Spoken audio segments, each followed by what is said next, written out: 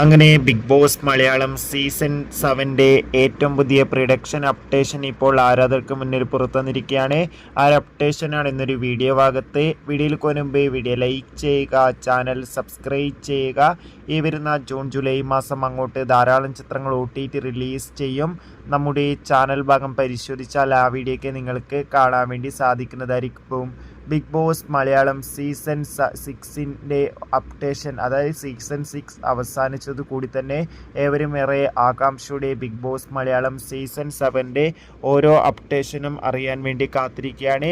Big Boss Malayalam season 7 promo വീഡിയോക്കൊക്കെ അതിഗംഭീരമായ response ആയിരുന്നു ലഭിച്ചിട്ടുണ്ടായിരുന്നത്. ഫൈനലി ഏറ്റവും പുതിയ പ്രൊഡക്ഷൻ അപ്ഡേഷനും പുറത്തുവന്നിരിക്കുകയാണ്.